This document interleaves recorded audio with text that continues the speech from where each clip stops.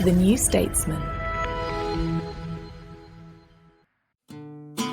Hi, I'm Anoosh. I'm Will. I'm Rachel Cunliffe. And I'm Rachel Wearmouth. And on today's episode of the New Statesman podcast, we reflect on Rishi Sunak's first week as Prime Minister, and you ask us, is he too out of touch to be Prime Minister?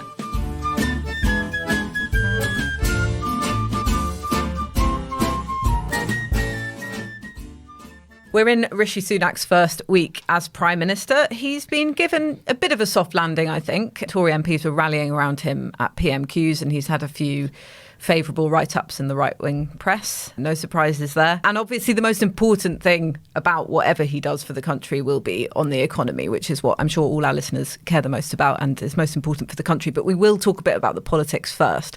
There's two things that seem to be dogging him in this first week. The first, courtesy of our amazing Deputy Political Editor, Rachel Wearmouth, is that accusation that he diverted funding from deprived urban areas to places like Tunbridge Wells, which we have from the horse's mouth. We have a video of him boasting about that to a Conservative association over the summer. Keir Starmer asked him about this at PMQs, and Lisa Nandy, the Shadow Levelling Up secretary, has written to the Conservative Party to ask them to investigate. And then secondly, there's the appointment of Suella Braverman back as Home Secretary, having left the post, having had to leave the post only a week earlier for breaking the ministerial code by sending sensitive government documents from her personal email address to someone who wasn't supposed to see them. So these two things seem to be big question for the supposed integrity that Rishi Sunak spoke about having when he was outside Number 10 making his first speech.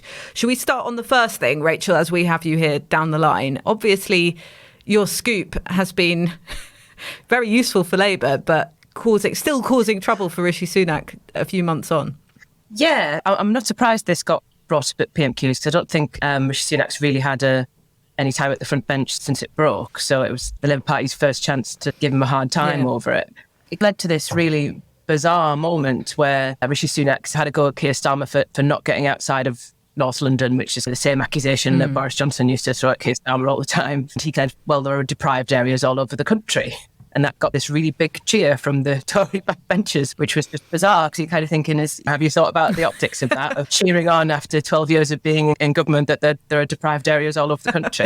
That's a good point, actually. It's weird. It's really weird. But yeah, he really seemed to land a blow with it. And it feels like that video is going to be shared all the time up to the general election now. I think it really took off in a way that perhaps nobody quite expected, really. And I think it's because these are words that the now Prime Minister said behind closed doors when he was running for the leadership. So it tells you something about what he thinks his priorities are. And it's very jarring, isn't it? Because this whole idea of Rishi Sunak's premiership is that he is going back to that 2019 manifesto. He actually said the phrase levelling up in his speech, which we didn't really hear at all about from Liz Truss's administration. So the fact that he wanted to do the sort of opposite of levelling up, or at least levelling up Kent or the leafier parts of Kent, suggests that there is a contradiction there. Yeah, and I think he has, in a way, returned to the 2019 manifesto, but the language he's using around it is notably different. I think in the manifesto, it was like millions more invested in our NHS, whereas Rishi Sunak's translated that into a stronger NHS. And obviously that's because we're looking at a different economic picture, so he has to change the language around it slightly. But it's just worth mentioning and worth thinking about, because the government's obviously going to need to cling as much as it can to that 2019 manifesto in order to avoid getting more and more calls for a general election because they're not sticking to what they promised. But similarly, some of the priorities have changed slightly. They have been watered down. So I would expect the opposition to start to hold them to account on it. Maybe ask again about those 40 hospitals, which even Tory advisors I've spoken to have laughed when they've mentioned. So we know how serious that is. Rachel, let's talk a little bit about Suella Braverman, because this is a more immediate headache, I think, for Rishi Sunak. It exposes his weakness. He had to bring someone in, a darling of the Tory right, Eurosceptic, used to be chair of the European Research Group, and her nomination for him being the next leader was obviously very important politically for him. But it doesn't look great, does it? No, it really doesn't. So the endorsement came at a crucial time, at a point where Boris Johnson was still in the running before he had withdrawn, and disappointed and humiliated a lot of the MPs who backed him. But that's very much last week's news. It's very weird. I got a new Prime Minister for my birthday this year. Happy birthday, Rachel. It was my birthday on Tuesday. Just what you wish for. A new Prime Minister. Yeah, maybe I'll get another one next year. But clearly, it's very obvious what the calculation there was. If you want to keep the Brexity Tory rights of the party on side, then an endorsement like Suella Braverman is very important for neutralising the Boris Johnson threat. And actually, I think it made it very difficult for Penny Mordaunt to recover as well. But then you've got to give her a job that she was sacked from less than a week before. Now, we've talked a bit about exactly why she was sacked for, and there are two reasons, the immediate one and the kind of macro one, both of which are really important. The ostensible one is this communication security breach, sending a document from the wrong email address. Now, in her resignation letter, she made it sound basically like this was a technicality, it was a mistake, it was 4:00 in the morning, it was not a sensitive government document, it was to a trusted source, and she let everyone know immediately. So basically, no big deal. And what has come out in the last week is that actually it was a sensitive document. It wasn't something that had been signed off. She was sending it to somebody who she might have trusted, but is a backbench MP who is not in government, who is very hardline on immigration like she is, and the suggestion is that she runs everything past him even when she shouldn't because he's not in government. It wasn't at 4:00 in the morning, and she didn't let them know immediately that she'd made this mistake. It was actually the other person who was copied in on the email who reported it, and then she admitted it. So it was a much bigger security breach than she made it out to be. And this is, if you talk to people in Whitehall who know her, this is part of a trend. She's a bit of a liability. She's being investigated for other things. She's got the nickname Leaky Sue because she has a tendency to do this. Basically, she is a liability from a security perspective in her own right.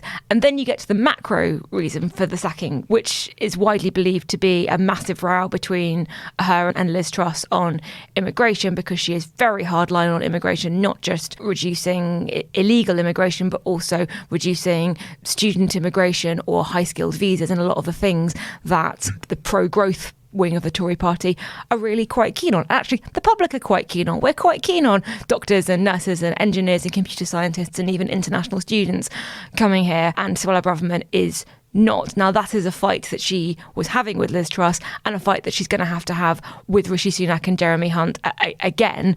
And in fact, the rumours are she basically already is. Yeah, I mean, that's going to be a big, difficult area for this government, because actually immigration is higher than it was before the EU referendum. And obviously that's not really what they were promising, and trying to make a big thing about Labour. I think Rishi Sunak said this in PMQs, which may suggest his political naivety. Trying to say Labour is in favour of unlimited immigration just turns the spotlight back onto the Tories. And actually this has been noticed. They are talking about it. Why are the immigration numbers so high? Or, interesting to see that if they're more liberal on immigration, interesting to see the numbers are higher than they were before. That hasn't been lost on them, and potentially won't be lost on some of those voters who were less keen on that and were seeing Brexit as an end to that. I think there's a big row going on within the Tory party about what the Brexit vote was about in terms of immigration. Was it about cutting absolute numbers, which they have comprehensively failed to do, or was it about having more control and people feeling that they could get the right kind of people in from overseas or not? And there's polling that suggests actually it was the latter, but the Conservative Party has never really properly had that debate and come to a conclusion and resolved that. And so you've got this weird situation now where the single quickest, most effective thing that the government could do for growth and to help stabilise the economic situation would be to relax immigration and allow more workers in. And it's also a sort of quick fix for the NHS. Now, it's not a long-term solution, but that is something they could do that would help in the immediate term. And half the Tory party categorically will not do that. Yeah, and that's one to keep an eye on, actually. And especially as Suella Braverman, aside from all this ministerial code breach story, is also a bit of a rogue character. Like, she showed herself at Conservative Party conference to speak quite independently. She suggested that Tory MPs had staged a coup against that 45p, or against the removal of the 45p top rate of tax. And she also suggested that Britain has a benefit street culture, which might have gone down well in the reception rooms of Tory conference, but sounded quite tin-eared considering what people are going through at the moment in terms of their household budgets. So, you know, she is someone who is probably going to cause a headache for Rishi Sunak from that perspective as well. And then there is the perception of dodgy ministers. So Suella Braverman broke the ministerial code. You also have questions hanging over Robert Jenrick as well, and that development that he signed off on in Tower Hamlets, which was a scandal, I think, around 2020 and hasn't fully been resolved. And Gavin Williamson as well, who I think he denies that he leaked from a national security meeting back under Theresa May. It's ancient history now. Yeah. But this doesn't look good when the idea is that Rishi Sunak is supposed to be the adult in the room cleaning up the reputation of the party. Competence and integrity and all that, yeah.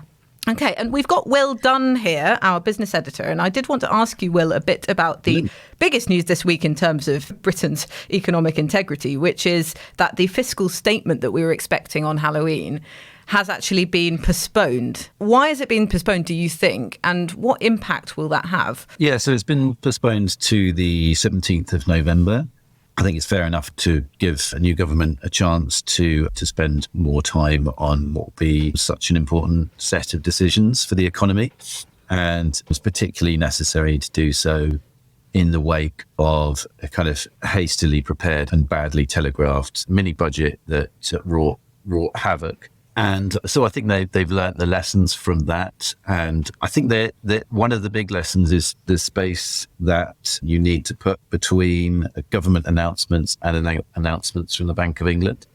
So before the mini budget, the day before, the Bank of England announced that it was going to start quantitative tightening, so selling bonds. And that caused gilt yields to start rising. And then the day after, the government announced that it was going to start selling lots and lots of bonds, and more than the markets had previously expected. And that in the bond market, the market for people to buy the government's debt, those two big chunks of supply would have had a serious effect on demand, on prices, and therefore on the yields, which are what investors charge the government to lend it money. The blame for that all went on the government, and probably rightly so, because it was a reckless fiscal statement, but having a good bit of space between some fairly significant decisions that the bank is going to be taking. So they will start selling bonds again on the 1st of November. There's the Monetary Policy Committee meeting on the 3rd of November, where they will likely announce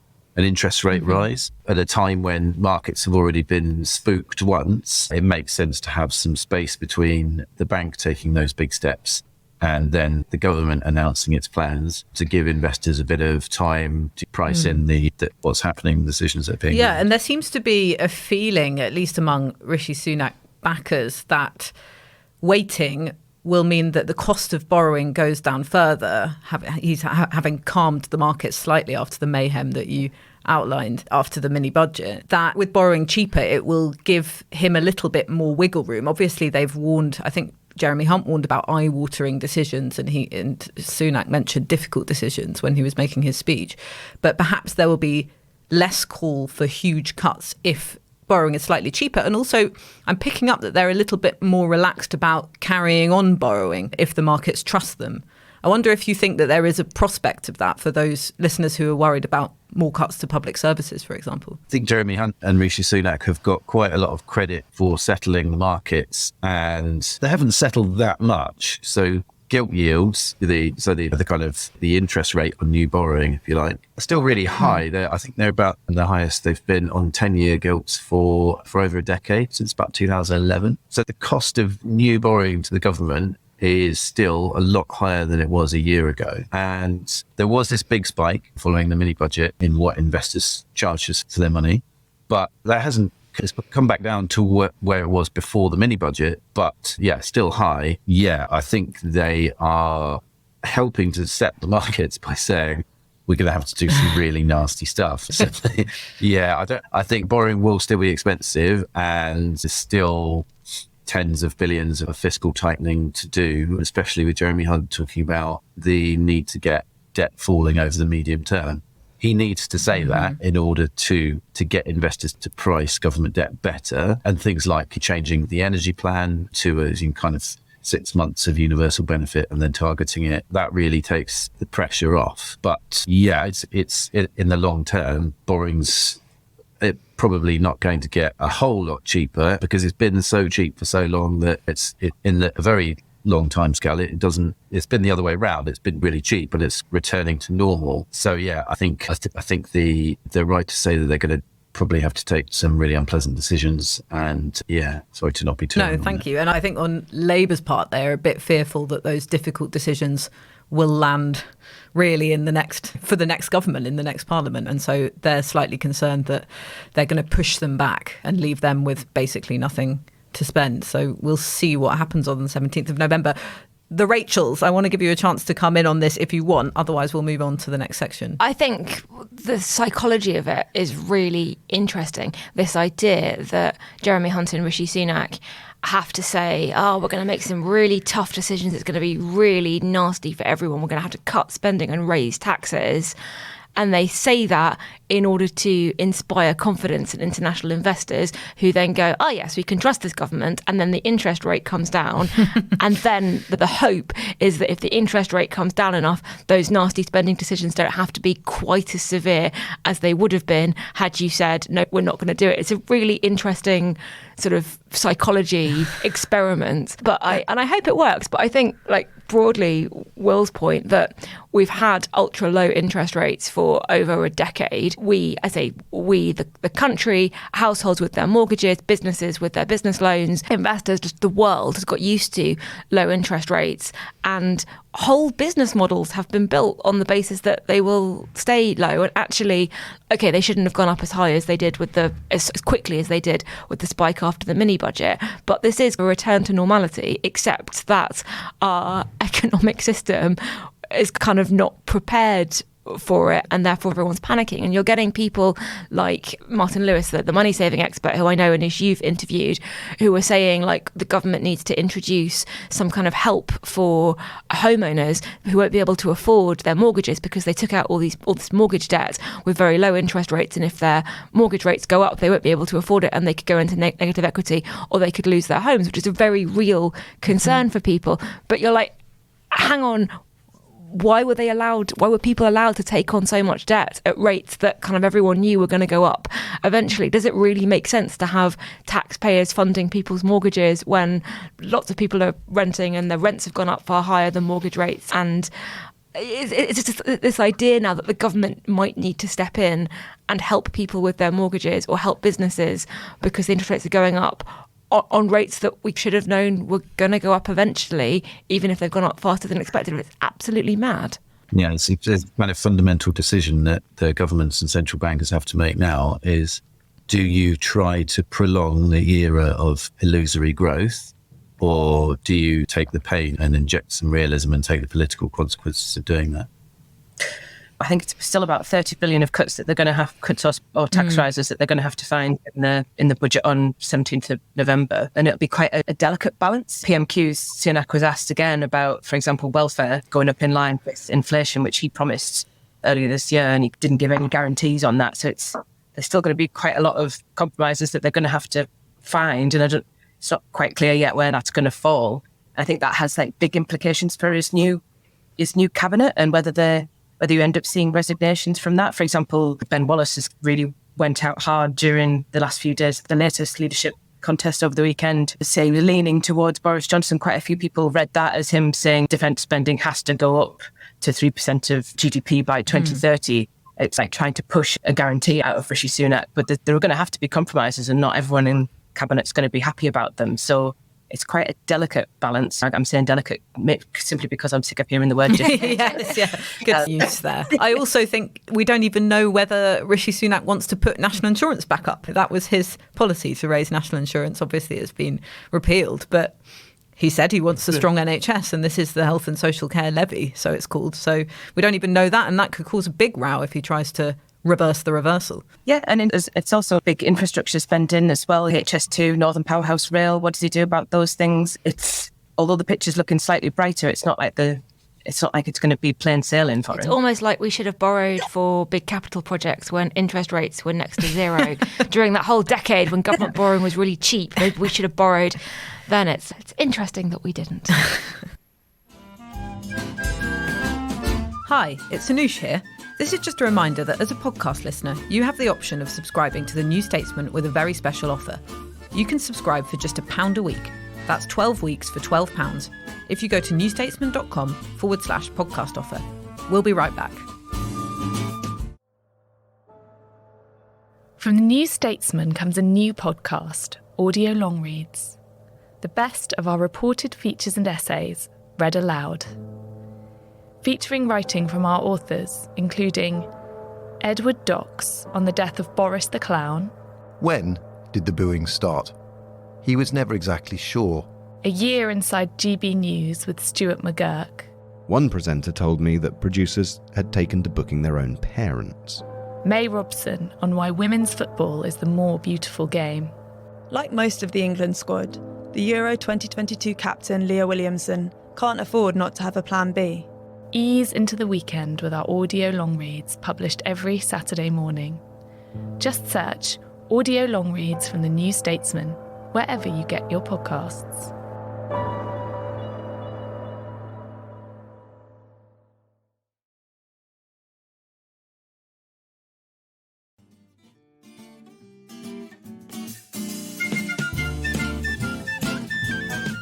And now it's time for a section we like to call You Ask Us. You ask us.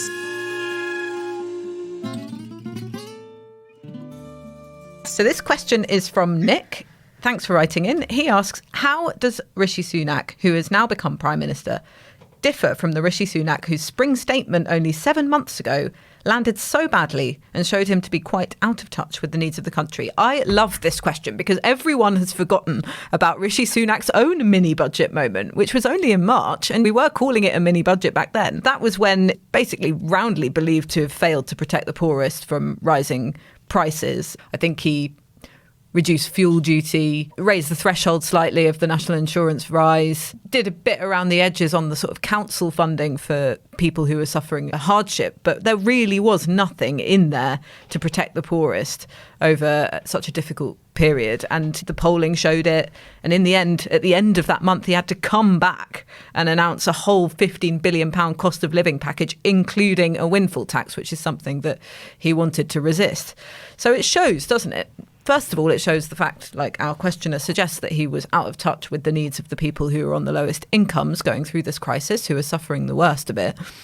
But second of all, it showed a political naivety. It landed badly, affected him in the polls. And then, of course, the following month, you had the tax scandal regarding his wife, which compounded that. And I think it led a lot of people to believe that his future sort of at the top of the Conservative Party was fading. Rachel, do you remember that time? Do you remember when his reputation just fell, having been so popular during the pandemic? Yeah. Firstly, can we just pause and talk about how bizarre the last 6 months have been?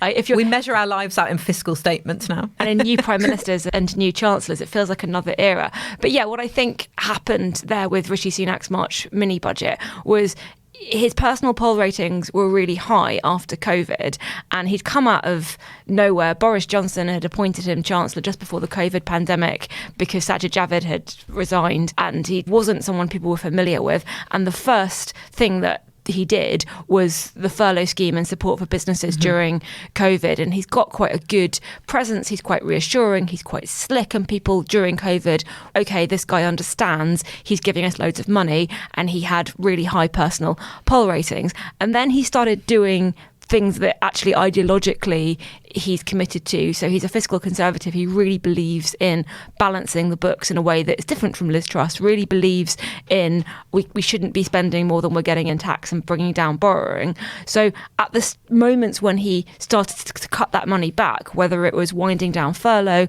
or reversing the increase to universal credit or rows over free school meals, or again, this kind of lack of energy support, his poll rating started to fall. And I feel like there was naivety in the Rishi camp. They were like, hang on, people love our guy. And it's no, people love the fact that your guy has for the last 2 years been giving them lots of free money. It's not because they think he's a great person. It's because he was giving them nice things. And actually, when he turns that money tap off, people don't like him, and rightly so. And I think there was real shock and surprise. Absolutely. And then his popularity started ticking up again after he introduced that big cost of living package. Giving people more money. It's not difficult to work out. I'm not sure he's changed as an individual politician, but lots of things within his party have, right? So I think during that fiscal statement, he was like, wanted to put, for example, he wanted to hike corporation tax up the following year. And that kind of, his party hated that. A lot of the Brexiteers were thinking, we've come out of the European Union so that we can take a different path. And then he also came in with the national insurance rise, and they just hated the level of tax rises that he was prepared to do. He framed it at the time as paying for the COVID pandemic. And obviously what we've had since then is a prime minister who was absolutely gunning for a load of tax cuts, and it's all gone totally wrong for them. So I think he's won the argument, so that's changed. But I think the other kind of interesting side of the coin is that, like, the strategy for how you take on somebody like Rishi Sunak, who is a multi-millionaire chancellor, his kind of own personal wealth within it is an interesting thing for Labour. So I think to promote that fuel duty cut, if everyone remembers. Yes. This was a real low moment for him, wasn't it? Yeah. And it was like he's done something to try and help people, but then he tries to be like a sort of man of the people, and the sort of PR operation that goes with it. It can be really jarring for Rishi Sunak. He didn't know how to use his debit card at the till and stuff, and he still had his microphone on while he was putting his petrol in and stuff, and everyone was. And it wasn't even his car, was it? He borrowed a less fancy car. Yeah, I can't remember which kind of car it was, but it wasn't his car.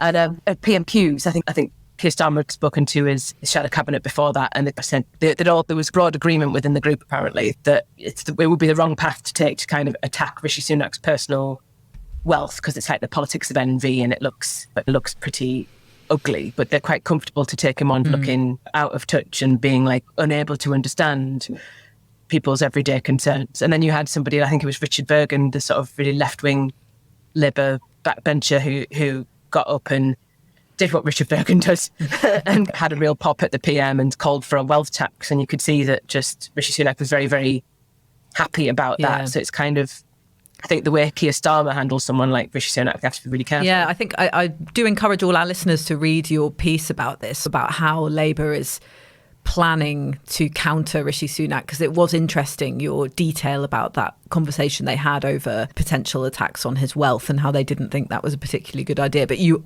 are never going to stop noises off from more left-wing Labour backbenchers. And of course, the country is going through a cost of living crisis, and the temptation is there to suggest that someone who wears these expensive suits, etc., doesn't understand what people are going through. In fact, Liz Truss's camp did the same thing, didn't they, when they were in that original leadership campaign? Claire's accessories, earrings, and he's got a fancy suit. I've just looked it up, and it was a red Kia Rio, and actually belonged to a Sainsbury's This is like one employee. of those announcements where it's like, please, can you move your... please move your Could car. the owner of the red Kia Rio be filled up by the Chancellor of the Exchequer? Yeah.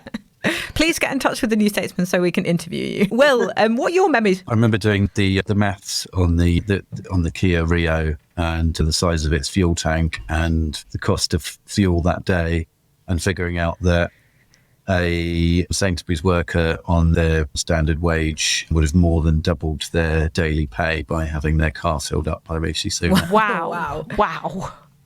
Maths for the people there, Will. Do you want to come in on that ill-fated March 2022 spring statement? Yeah, I think that probably was a bit of a peek at Rishi Unchained and maybe a preview of what we will see in the autumn budget and in the months to come. Like we've said, his fiscal conservatism has been disguised by a global pandemic and levels of borrowing and spending that would have made Donald blush.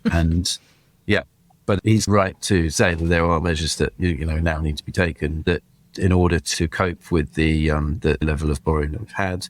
Yeah, the UK is not in a great position economically. There are serious measures that need to be taken. Whether those measures are, as you would expect Sunak and Hunt to say, tightening public spending, or whether, as Labour would have it, raising taxes is another debate. But yeah, I think we'll see more of the real Rishi. Not the red Rishi. I think it was also really interesting at PMQs. I can't understand why Keir Starmer decided to take him on non-dom status. Obviously, it's like personally embarrassing because of Rishi Sunak's wife, Akshata Murthy, but previously having non-dom status. But Prime Minister didn't resile from kind of making changes to it. Yeah, he didn't come out in support of it at all, which would suggest that might be one of the things they're going to look at, which wouldn't save billions of billions, but save 2 or 3. Yeah, and some political face as well. This is a really good discussion, but sorry, we do have to wrap up because we have come to the end of our time. Rachel, there was a question from a listener actually that we wanted to quickly answer before we finish. This is Alvin, who has asked for the name of Ben Walker's cat, who appeared in a video of a previous podcast earlier this week. And we can tell you that Ben's cat is called Lily. My cat is called Cleo. Our producer Adrian has a cat called Tina, and all 3 cats are utterly instrumental in the production of the New Statesman podcast. None were harmed. And none were harmed. And if you want to ask us a question for You Ask Us, you can now just go to our website, newstatesman.com/You Ask Us, and submit one. You've been listening to the New Statesman podcast with me, Anoosh Chakelian, and my colleagues Will Dunn, Rachel Cunliffe and Rachel Wearmouth. We're produced by Adrian Bradley, and our music is Devil with the Devil, licensed under Creative Commons. Thanks so much for listening, and don't forget to subscribe and leave us a nice review.